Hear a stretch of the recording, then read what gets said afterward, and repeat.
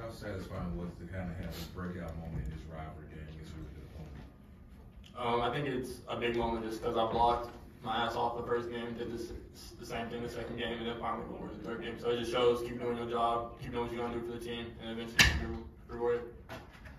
Coach Stocks had said you're kind of frustrated on that interception in the end zone. Did you use that as motivation for the rest of the game, make sure that you were just going to have the game you did?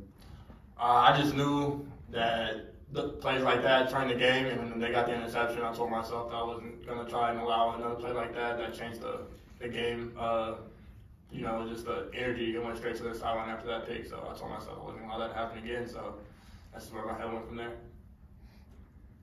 You finished with 254 yards. That's the second highest in single game TCU history. Can you just talk about that for a second?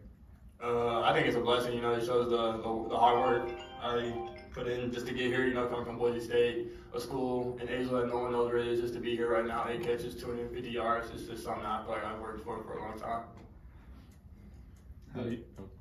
With all three receivers, I mean, all of you guys have had a game that goes off. What is it with your connection with Hoover that makes any one of you willing to be able to have that big week?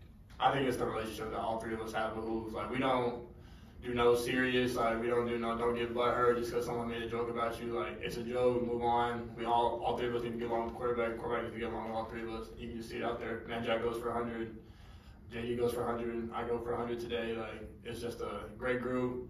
Good guys to be around. We got young guys behind us that can do it too. And Terry, it's just all guys coming together and playing football. I wanted to ask you about that North Carolina play where you kind of sprung that touchdown run by Katie. I thought that was a great sign of leadership. You weren't getting a lot of touches, but you still made that play. Do you feel like that kind of, I don't want to say earned you more respect, do you feel like that resonated in the locker room? That makes sense. Yeah, a lot of guys were expecting me to come back to the sideline saying, why am I not touching the ball? Why am I not doing this? But that's not the type of guy I am. I'm here to win, no matter what the score is, no matter how many times I touch the ball. So KB told me he wants to bounce it a lot. I told him you can bounce it to my side. I'm going to be blocking. So I think it just shows the type of person I am, type of teammate I am, and how badly I want to win. Well, was that a touchdown or not? That was it. I saw the video. That was it. 2 feet. That's good in the league. Big 12 Media Day, I remember we talked about your skill set as a wide receiver. Beyond catching the football, you mentioned yards after the catch. That was something that you thought was underrated about you. Today, we saw it. Can you talk about that? I think guys see 6'4". I'm not the fastest guy out there, but I'm not slow. So, guys see 6'4", they don't see YAG, they see possession. And I'm not a possession guy. I'm trying to go score the touchdown every time I touch the ball. So I think guys see that. They can't just expect me to catch the ball and go down. I'm trying to go score every play. The ball that was kind of just thrown up by Hoover, what was kind of going through your head on that one? I cut it, and I looked, I saw him let it go. I was like, there's no way he just let this ball go. So it was either a pick or I had to go break it up or catch it, and came down with it.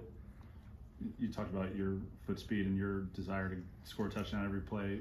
Hoover's shown a lot more mobility this season so far. Can you just talk about how that impacts the offense? I think Hoover being a great leader, telling us all off season during fall camp and spring, just saying like, I'm going to get out the pocket. Do not stop playing. Keep playing. I'm going to get out the pocket.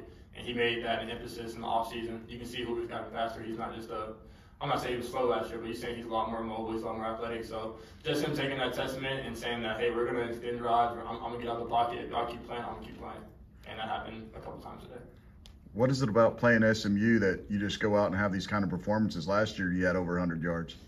We see those guys out on the streets every day, no matter where it's at. It's Dallas, so it's not that far, so we go on down to see those guys. So I think it's just a rivalry that we know we can't lose, because if you lose, they might never sign this contract again. So at least we got bragging rights.